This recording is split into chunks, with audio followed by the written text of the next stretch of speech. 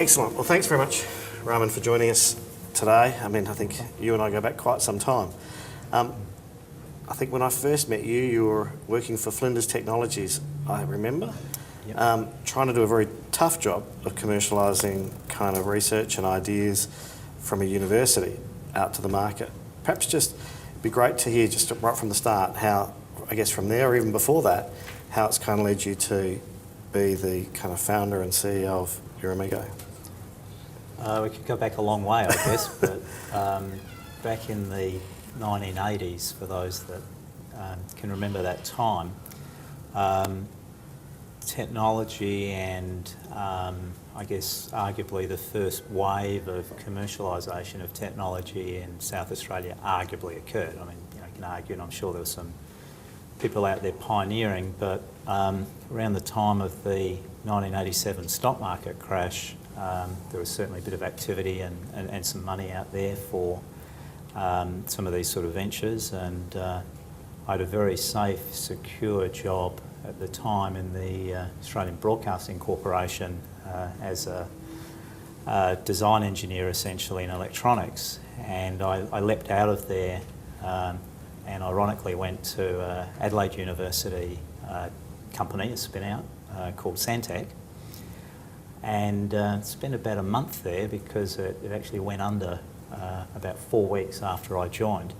I'd like to think that I wasn't the sole reason for that. They may have had some other problems, but in a sense that's almost how I started. And one of the interesting things was that, remembering back and certainly mentioning no names because there might be the odd person still alive from those days, those were really early days. I mean, the company to a certain extent I think was arguably run by administrators slash bankers slash accountants, very little understanding of, I think markets and how to get products to market and so on. And so anyway, that failed. And from then on in, I thought to myself, I think there's a lot of opportunity, but you probably want a team of people in a company that understand the different disciplines to really make something work. I ended up at Defence Science and Technology Organisation, which is another large research organisation, and then subsequently moved into a defence startup in the early 90s, and was in that for about 5 years. We did a lot of stuff around the globe.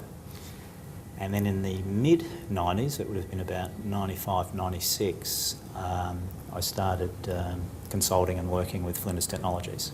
So that's kind of the early background. Mm-hmm.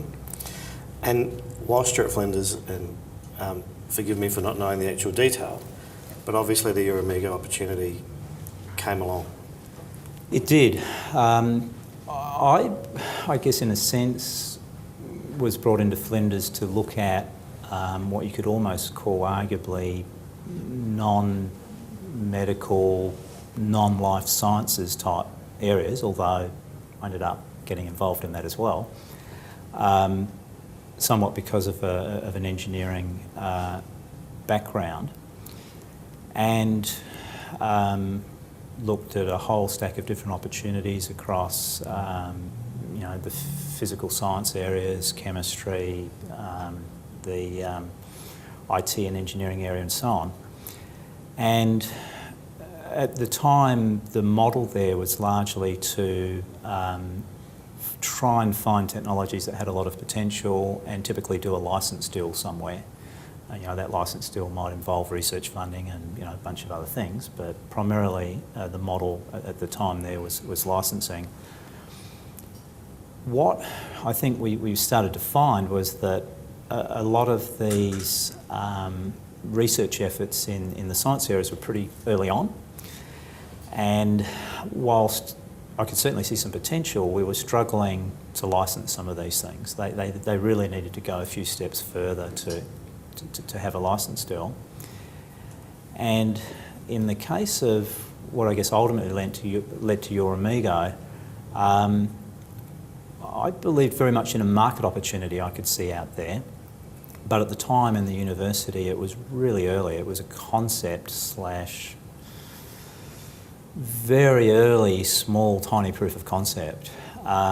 And I guess I believed in it so much, I approached the board about potentially starting a spin-out company and raising capital for it. Mm-hmm.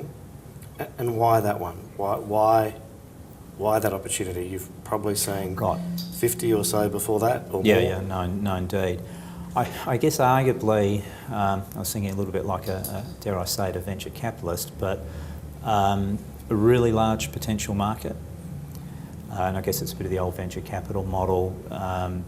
You kind of know if you're a venture capitalist and you back 10 deals, 8 of them will be probably a complete loss or close to it, certainly 7 will be.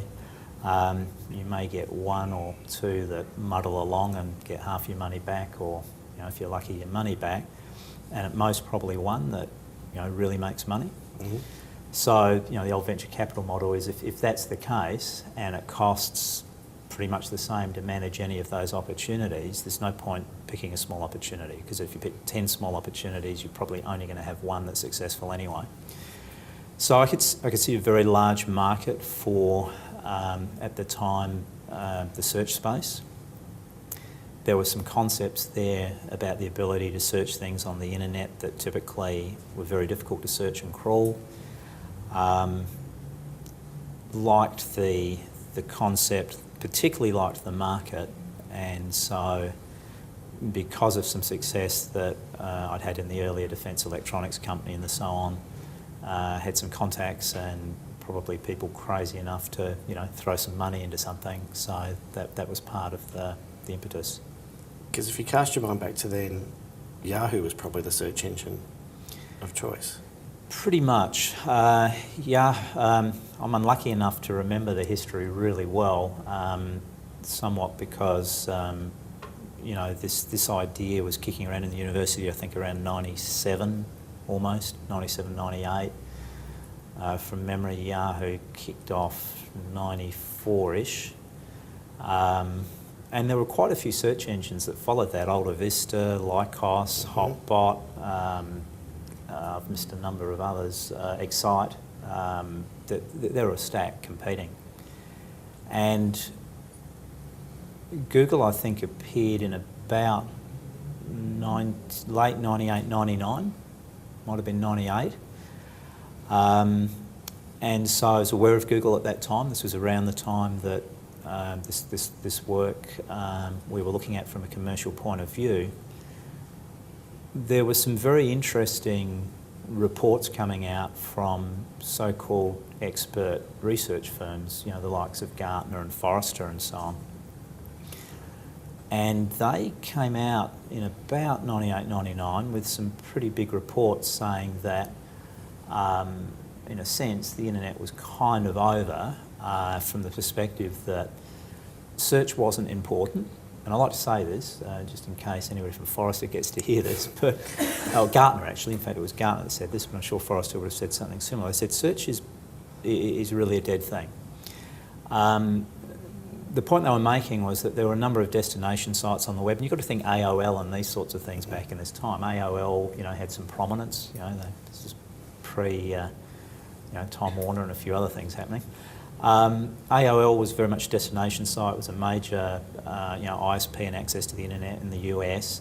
They were looking to own the relationship with the customer, and so basically what Gartner and the like were saying was that websites were going to become destination points where you do everything on a website. Yeah, you do a little bit of search, whatever that thing is, but you do email, you get your financial information, get your weather, it's a complete experience. And they saw the web as very much being funneled through a small number of websites that had got in early and that had gained prominence and were becoming what they call portals at the time. So it was all about portals. And around that time, Google emerged, doing completely the opposite. A page that was white, had virtually nothing on there bar a search box. And I think we're all aware they've had some success since then. So what do you think? I mean, as a side point to I guess, some of the lessons that you've learned, you're a keen observer. Why do you think Google succeeded? Well, okay, and I'm going to answer this in an interesting way because I want to throw Yahoo in as well, just to really confuse things. So the two winners in the race are Yahoo and Google, and more so Google, but nonetheless, and no doubt Microsoft will tell me off for not putting them in there as well. So let's throw them in, particularly with what they did with Bing and with Yahoo for that matter. But if we go back, Yahoo was very early, so were a number of others. Yahoo, in the very early days, was manually indexing the internet with people. Not a tech company, anything but a tech company. They might claim they are these days, but they weren't at the time. Yahoo, though, raised a lot of money and spent a huge amount of money on advertising. And they literally blew Lycos and Alta Vista and the other guys out of the water by huge advertising spend. Google came along, 98, 99, and spent nothing on advertising. So it's part of the dichotomy of all of this. As we know, a couple of guys out of Stanford Uni probably did come up with technology. In fact, they did, a better algorithm. By that time, Yahoo was crawling the internet with software, so they had some technology. But I think, in fairness, Google did have a better mousetrap. I actually suspect they did a few clever things that have probably never been reported that gave better search results, but they hung most of it on this PageRank algorithm. Votes of other sites, links coming into websites, kind of an independent vote about the importance of a website.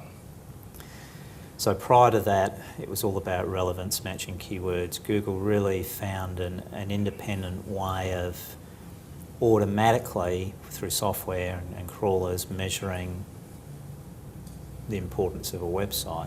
I actually think they did a couple of other things as well, which were probably almost more important. But anyway, I won't go into all of that. So at the end of the day, they gave better search results. Now, the question is, that's great, that's better technology, typically doesn't win a race.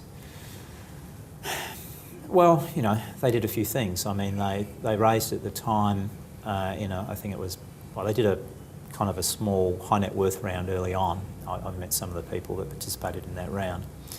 But then they did a VC round for, I think it was 25 million, with Kleiner Perkins and the like, and Kleiner's would be, Kleiner's and Sequoia and the like would be as blue chip as it gets in the valley, I guess. And in fact, I think Kleiner's had, or at least Sequoia had previously backed Yahoo. With that money and that sort of VC backing, you do get a lot of contacts, you get a lot of help, and Kleiner's at the time publicly stated, and I remember reading it on the internet, we've never paid so much money for so little of a company. You could feel the pain in the begrudging way that they were expressing this on the net. I don't think they say that these days for obvious reasons. It's a tough one. It kind of did a word of mouth, little viral local thing in and around Stanford. A little bit, arguably, if you want to take it out of technology into another business, it was a Mrs. Fields. I don't know if anybody here knows Mrs. Fields, the cookies. You probably have to spend a bit too much time in the US like I have to know that brand pretty well. Mrs. Fields started in a really similar way. And I'd always had this image of Mrs. Fields being some grandmotherly type figure that had baked these great cookies, was running around close to Stanford University and the like, offering these cookies. As it turns out, it was a gorgeous looking, relatively young woman that I found this out a few years later, that literally started in and around Stanford with cookies, and that's one of the major franchises in the US, Mrs. Fields Subway, Mrs. Fields and so on. So for some reason, if you, that I don't understand, if you start something in and around Stanford and you've got a good product, there seems to be something viral around there that takes off, and I don't fully understand it. But they had the best VCs in the business behind them. There's no question about that. Well, I'll leave your thoughts about Google for a moment and come back to YourAmigo. So I'm picturing a company that's going into a space that's a bit confused. You're talking about even the research companies kind of saying the internet's going to work certain different ways, and how it's working no one knows.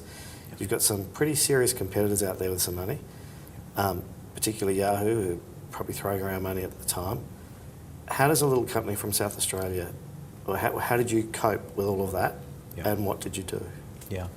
So when we founded the company, we were stupid enough and ambitious enough to consider potentially taking on Google, which, you know, in retrospect sounds insane. Bearing in mind this was late 1999, so Google was pretty new. The reason that we thought that might be possible at the time was that firstly, the search experience was pretty poor, and in fact Google had some problems, and I'll refer to those maybe in a couple of minutes' time. So we could see a big opportunity, arguably still relatively early in the search space. This is late 99, there was an internet boom going on. I mean, you know, Yahoo at the time was worth, well, I think it was worth somewhere between 50 to 100 billion from memory. In fact, worth more than it is today, I think. But so, you know, it's that real peak bubble. So we felt there was the opportunity to raise capital locally and then potentially transition to the US, raise a bigger amount of capital there and have a go at an internet search engine. The problem that this technology solved was in and around at the time a problem where the early crawlers couldn't get to a lot of content on the internet. In the early days of the internet, you put up kind of like a static web page, you put up another static web page, and you put a link between the two, a hyperlink between the two. And you did that if you had 20, 30, 40, 50, 100, you know, 1,000 pages. So the software that was developed to crawl early on the internet followed those links. You know, it's a software program, went to a page, saw a link, followed it. It's about as sophisticated as it was in the early days. Fairly early on, people started to realise that if you're going to manage a website with a large amount of content, building another static page and throwing it up there was not particularly scalable. So databases sitting behind websites, content management systems that allowed you to author websites started to appear, and in doing all of that, you ended up with dynamically created web pages that were very difficult to crawl. You couldn't just follow links, and some of these websites had forms that you had to fill in. An example I sometimes give is, you know, the stock exchange. You go to a website, type in a 3-letter code, it comes back with a stock price. It only comes back with that page because you requested it at that point in time by filling in a form. Otherwise, if you went to crawl it, you could never find that page. Google suffered from that problem. In about 2001, I think it was, we used to do a demonstration where we'd say to an investor or to a company that might be interested in us, give me a news event from the last week. And they'd pick something, whatever it might be. Let's go to Google, type it in. You type it into Google, you would not get a search page back about that news event. You know, if it matched some keywords on some other document, you get something back, but you get nothing about that news event. At that stage, Google was behind most websites on the internet by about a month because it was taking a month or so to crawl the internet, to get all that information in their back-end database and then to make it available to you in a search. So we saw such big problems in such a big market, we were stupid enough to think that we could take on the big internet search companies. So you had a better mousetrap? Yes, potentially. There were some weaknesses in how you deployed that technology and how you got market acceptance because that technology required webmasters or websites to cooperate. They were going to need to load some software to really make it work, and that was a weakness and we knew it. So that market being crowded with a better website, a better mousetrap, Yeah. kind of meant that, from memory, it wasn't necessarily working going up against them as a search competition. No, we never really went up against them. So the way history kind of went, when I say we, I and two other co-founders started the company in September 1999. We threw in some seed capital to get it going. We then, in early 2000, appointed a CTO, looked to raise some further capital so that we could really start to move. And then the Nasdaq crash happened before we properly got out there. You know, we had an information memorandum, we just had that done. We were talking to some firms, with Deloitte, some other accounting firms, some stockbroking firms, a bunch of things happening, and the Nasdaq crash happened. I think it was about April from memory or thereabouts of 2000.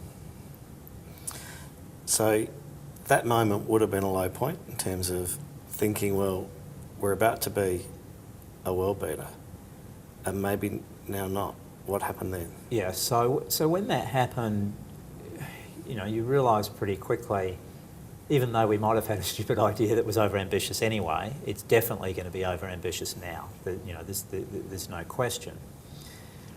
So we said, okay, you know, this is not a game now where we're going to be able to raise huge amounts of capital and look for positive cash flow 5-10 years down the track. So we said, okay, what can we do?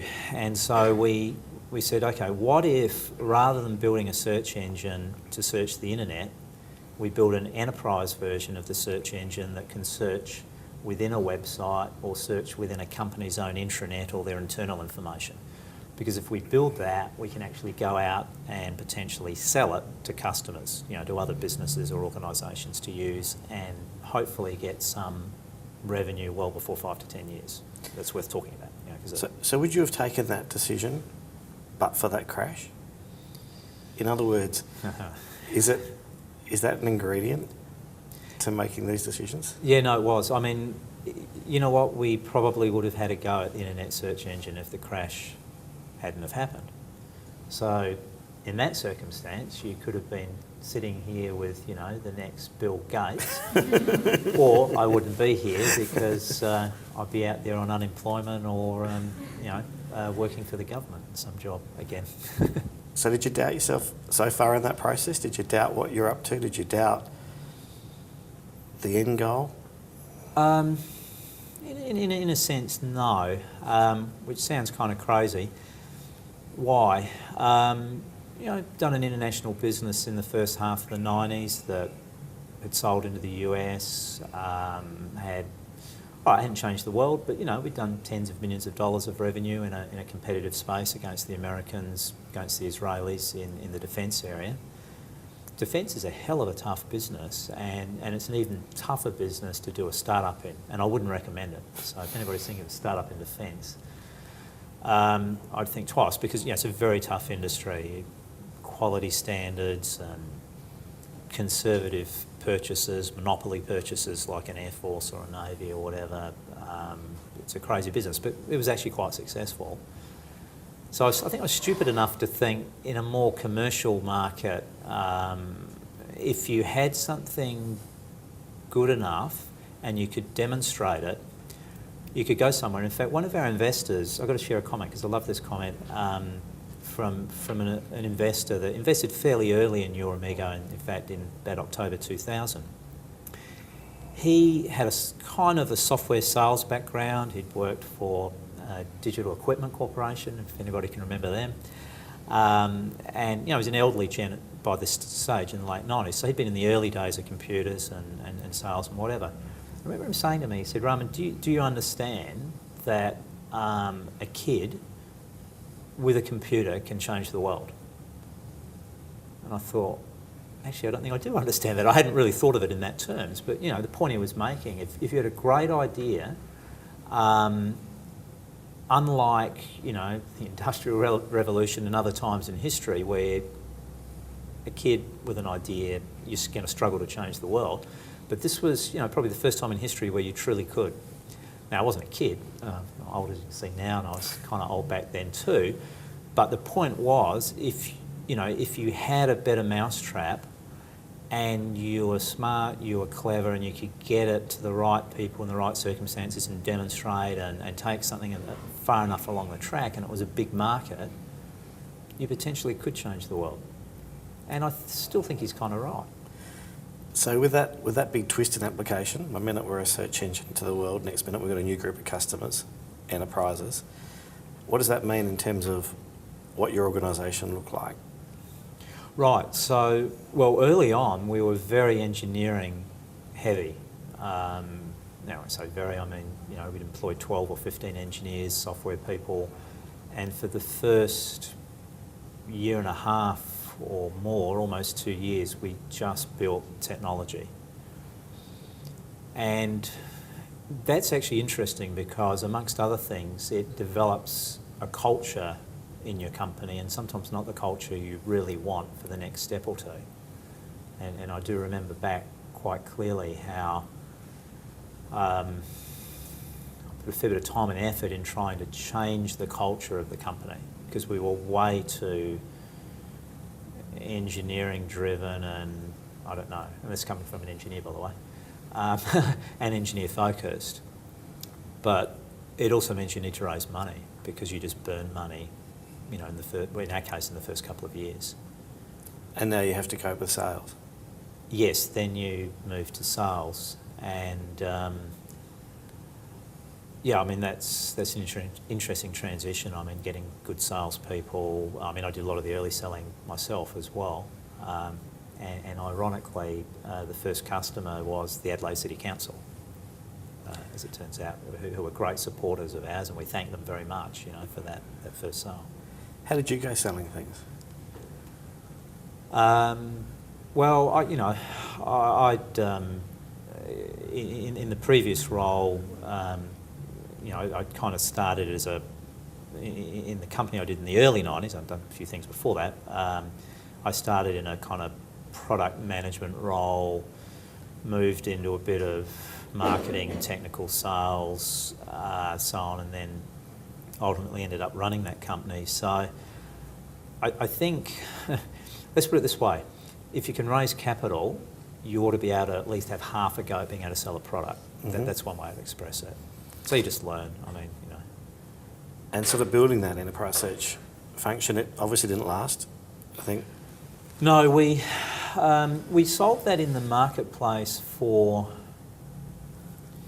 well, certainly aggressively for a couple of years, and we had to support the product for a while and still did a few sales, probably over a 3 or so year period. But we did a massive change in direction after about 2 years of selling the product. And bearing in mind, we sold it all around the world. We sold it in the US. Honolulu Police were using it, McGraw-Hill, Thales, a big defence company in Europe, Mazda were using it. There's a huge list of customers, well, not a huge list, but there's a reasonable list of customers around the world. And we were just starting to get pretty reasonable traction. We were still loss-making, but we were starting to get some pretty reasonable traction. And what happened? To a certain extent, Google reappeared in our lives. They came out with an enterprise search offering, and it was a hardware-software thing. We were selling software, and most search companies in the marketplace were selling software. They came out with a yellow box, a yellow 1 or 2 rack unit high thing that you would plug into a rack, targeting, I guess, large corporations for searching their internal data, although you could use it on a website as well. We weren't in any way intimidated by their technology. Interestingly, their technology for enterprise search was pretty poor. Their internet search is very good. For some reason, I don't fully understand, their internet or intranet search offering was poor. However, the thing that did concern me is they were destroying price in the market. They came into the market in a pretty established market. We competed against the biggest guys in the US and UK, Autonomy in the UK and Verity and the like in the US. We were all around a similar price point, and Google pretty much did way less than half of pricing overnight. So overnight, there goes that market almost as well. Yeah, I mean, Verity and Autonomy stayed in there, and in fact, ultimately Autonomy acquired Verity. And Autonomy is a strong and good company today. They've done well. But I didn't like the outlook. I could see 3 to 5 years out it becoming somewhat commoditised. And we don't want to operate in a commoditised business. It's hard enough as it is out of Australia without, being a commodity. So this is a pretty brave change now again. We've gone from changing to being a search engine at one point to then being an enterprise search engine. You changed again. Yes, yeah, I guess we did. I couldn't think of it that way, but you're right, we absolutely did.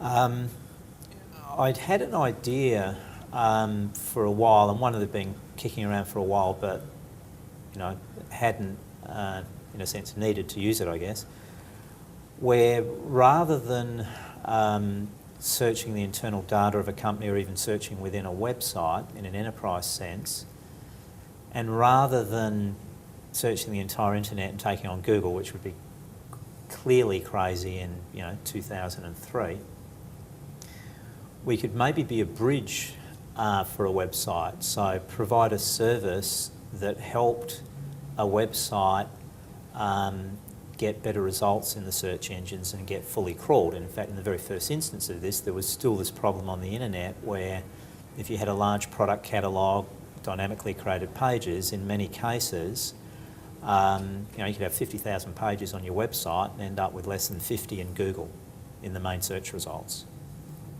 So I saw an opportunity where we could reposition the technology and do a little bit of work around it, but offer it to websites to help them get more crawling and more clicks out of the main search engines like Google and Yahoo. So we're a bridge almost between the two.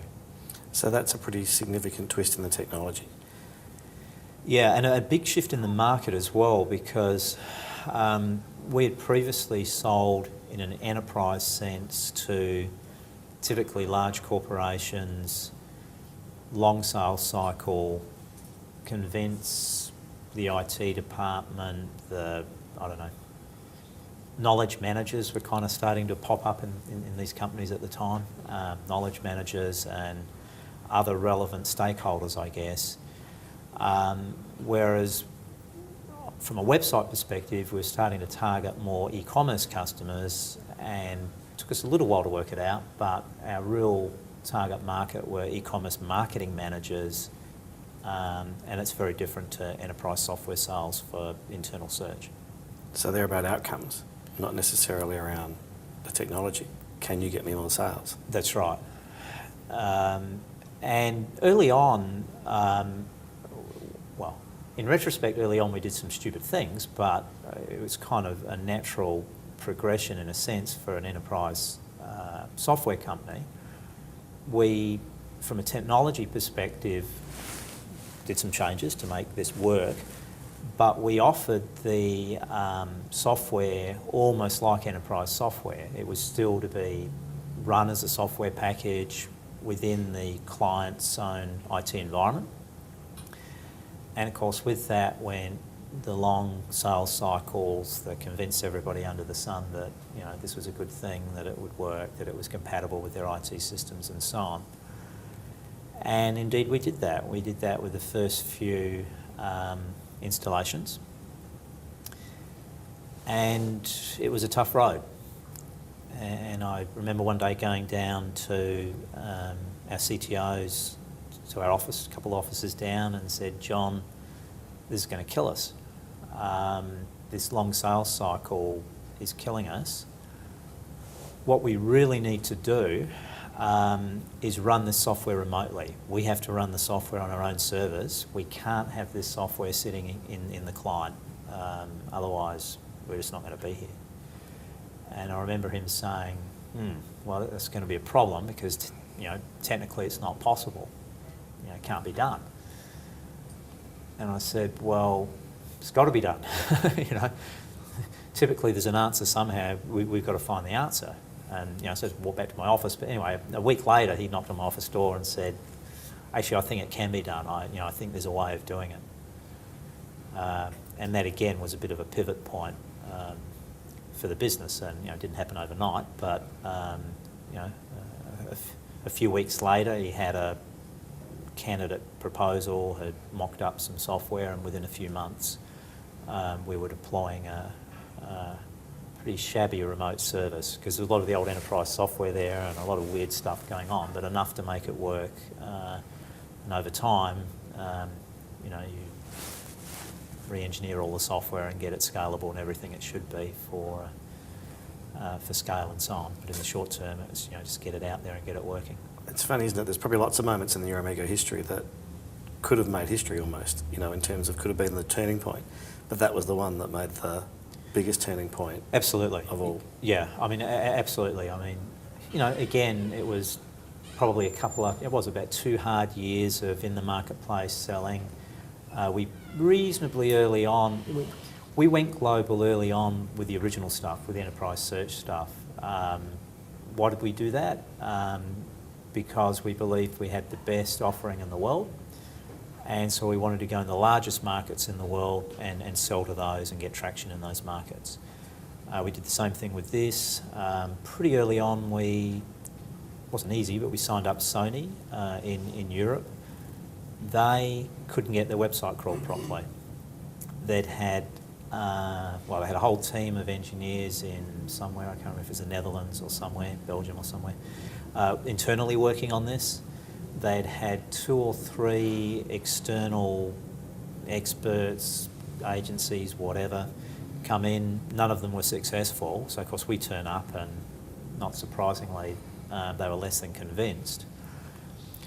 But the thing that probably got us over the line, and there's a little bit of the story that I didn't give earlier, when we first sold this software, okay, it was in the enterprise, we put it out in the enterprise, we got it remotely hosted and so on. But we changed the revenue model.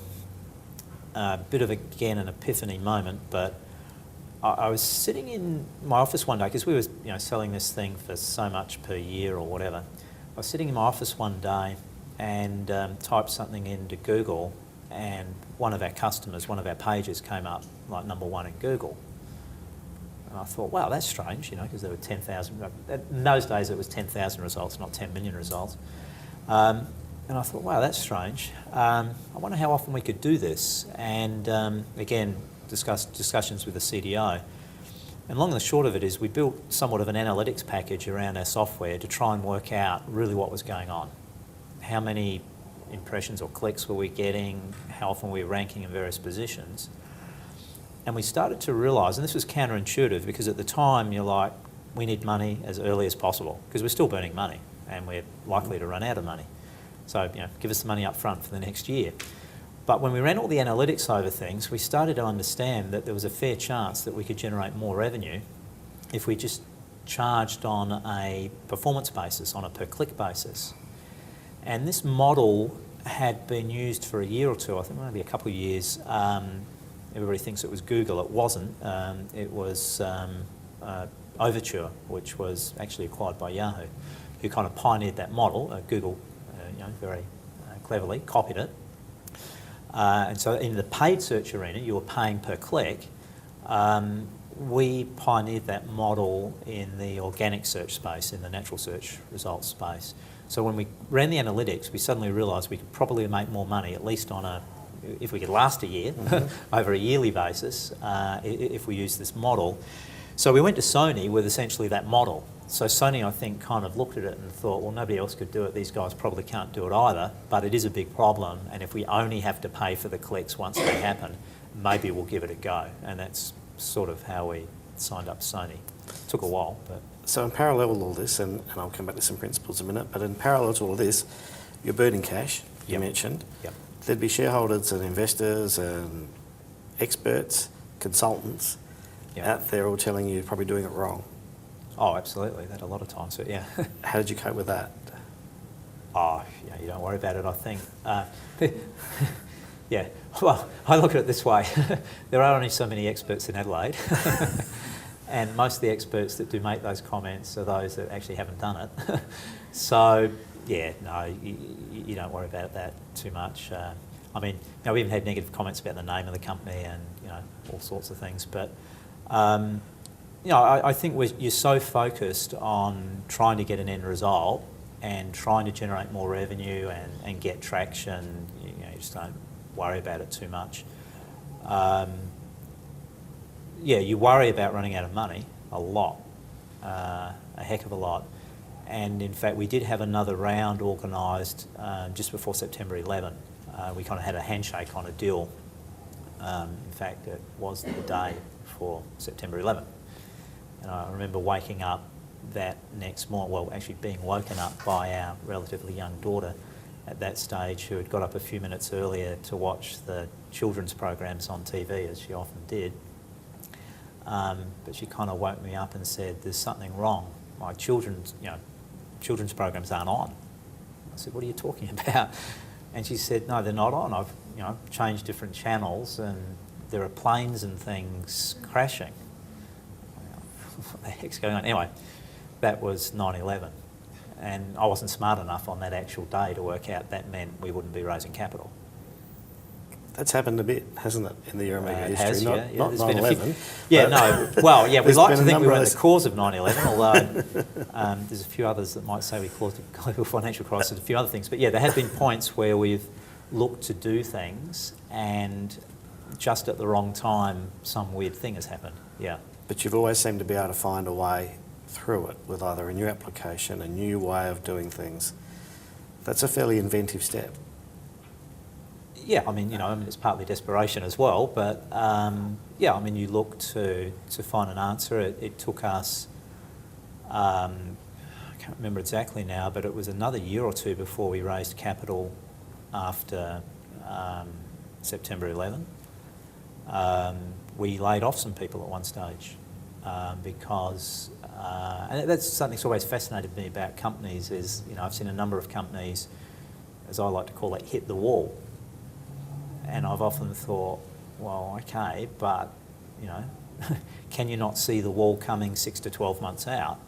One day I was a big pusher of this, looked and said, I can see the wall and it looks 6 to 9 months or so out. We need to shed staff now, cut cost, and we did a lot of it at the back end on the engineering area and the like. You're not going to do it at a Salesforce end. It's a very tough decision, and maybe that's why a lot of companies hit the wall. You don't want to make a tough decision like that, but I think you have to, and you have to do it in a timely manner. So we did that, and we just skirted through and raised some more money just in time, and that was enough money to, with some success in the marketplace and a few other things to make it. So do you think desperation's a bit of a key to the success along the way? I find it motivating. I'm not sure about others, but I think, we'd raised capital from a bunch of trusting high net worth individuals in the year 2000, and then we raised some more. I can't remember now if it's 2002, it might have been 2003. I think you feel a moral obligation to do the best you can with that trust and the money that they've invested. We'd always run the company pretty lean, and I think that's important, particularly as you're learning, you're trying to find out where the markets are, you're trying to refine your revenue model, your paths to market, trying to refine all these things. I was always a bit of a believer that you can spend as long as you like theorising about a market, you can have as many meetings as you like about it, as many experts in as you like, but at the end of the day you won't really know until you test that market. So I've always been a bit of a believer in test markets with a relatively small amount of money. As you get traction, as you learn, increase that, as you get confidence in you're running in the right direction, then start really pouring in the money and investing. And sometimes do some things in parallel, and we quite often did that as well. So in that process too, from kind of watching YourAmigo, you tend to not necessarily believe in a lot of, not experts, but a lot of perhaps high-level professional help around the place. When I say help, it's probably true. Yeah, I couldn't disagree with that. And it sounds very arrogant, and maybe it is. I don't know. But you end up being a bit of a kind of a bush lawyer sometimes, a bit of a bush accountant, a bit of a whatever it might be. Yes. Is that because it's that knowledge of that, or is it more that you think that that's a good way to learn? Do you have to learn more about your company by being more involved in the nitty-gritty of things from time to time? I think it's the latter. For me, I think to make good decisions, you need good information. I think you need good understanding. In fact, an old chairman of mine from the Defence Electronics days, once said to me, if you're if you're struggling to make a decision on an important decision, you need to get more information. So, if you can't work it out, it's not entirely clear, get more information. Because you typically can, you may have to work for it, but get more information. And whilst that applies, I think, to decision making, I spent a fair bit of the last 25 years trying to learn a lot more about all the various disciplines. I did a lot of contract stuff in the defence company, learned about that. You're right, did we have external lawyers? Yes. Did we kind of have a contracts manager in that defence company? Yes. But I spent a lot of personal time in those contracts, even drafting contracts. In a sense, as you said, Bush lawyer learnt it. Yeah. Did the same in accounting because, in the early 90s, I knew nothing about accounting and I knew that was a real weakness. I do admit, and it sounds bad, no, I didn't do any courses. I kind of learned it all on the job. And that may not necessarily be the best way, I don't know. But I didn't have the time.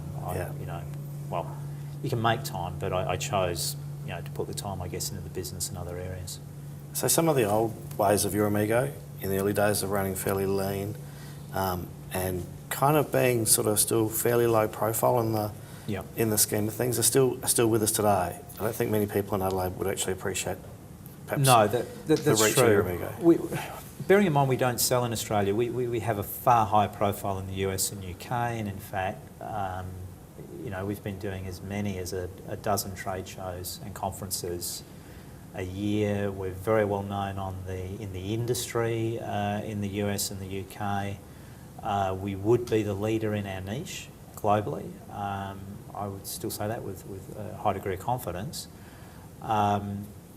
But because we don't sell in Australia, we have a very low profile here. So I'll throw a quote at you generally. Aldous Huxley said, "Facts do not cease to exist because they're ignored." Do you think some companies kind of ignore some facts along the way? Oh, well, I think yes. We all do. I think I probably do too. I guess the first question is, can you see all the facts? Are you aware of the facts? And then, of course, the ones that you are, which do you choose to ignore or so on? I think to a certain extent we're all guilty of that. So I'm going to finish with just asking you 5 questions about you. We've heard all about the journey so far, but I'd be curious to know a bit more about Rahmon. What word do you really hate? Oh wow, it's one of these things. See, my mind doesn't work that quickly. What word do I really hate? Oh, look, I think to a certain extent, and it's more than a word, it's a phrase, but somebody saying, "Oh, this can't be done," or "Can't do this." It's almost like a challenge to you by the sounds of it. Yes, I do admit I kind of like a challenge, and I think you have to. To do these sorts of companies, you've either got to be crazy, and it definitely helps. I've no doubt about that. But I think you've got to be somebody that wants to be challenged and get a buzz out of it. Do you think you'd do it again? Do you think you'd? That's a great question. In my case, do you mean into the future, or if I had my time again? Let's just say that you decide that you're over YourAmigo tomorrow, and you go out and do something like this again. Do you think? This sounds bad, and I think the short answer is no. But I think, in a sense, we used to say this, just make up these stupid things. We used to say, I think a person only has 3 startups in them, and it's just a crazy thing that I made up. And in fact, most people I know that do startups have about 300 in them because they're absolutely serial. I'm probably not like that. I think, would I do this again going forward? No. But that's kind of for personal and life balance reasons. And we might ask you in a year or two's time again that question, maybe. Yeah. Would I get involved in something like this again on the periphery? Yes. But that's very different to being in the trenches, as I like to call it. How would you describe your job to a 5-year-old? I don't have a real job. Because that's the way I used to describe it to adults back 15, 20 years ago. Because when I left the Defence Science Organisation and did the Defence Electronics Company, I used to say to everybody I don't have a real job because I kind of created the job, and it's been that way for 20 odd years. So to me, I don't have a real job. So your funeral, which we hope is a long way away, what would you most like to overhear someone say about you? Oh, gee, I don't know. That's a good question. I don't know. My passion is I'd like to see more companies, in Adelaide successful, and I'd like to help them. But it's tough to help because every company's different and every company has its challenges. And what profession would you least like to do?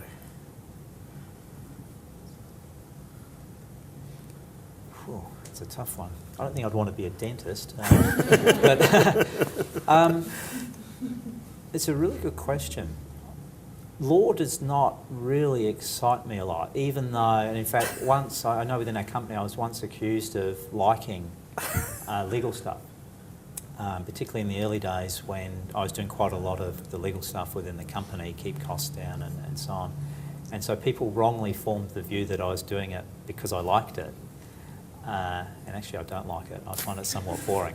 So a lawyer-dentist is not going to exactly. work for you? Yeah, wouldn't do a double degree in law and dentistry. And lastly, what sound do you like the most? Sound? Yeah. Music. Great music. Excellent. Thanks very much, Rahmon. Thanks very much for your time. Brilliant. Thank you. It was really good. Okay, thank you very much.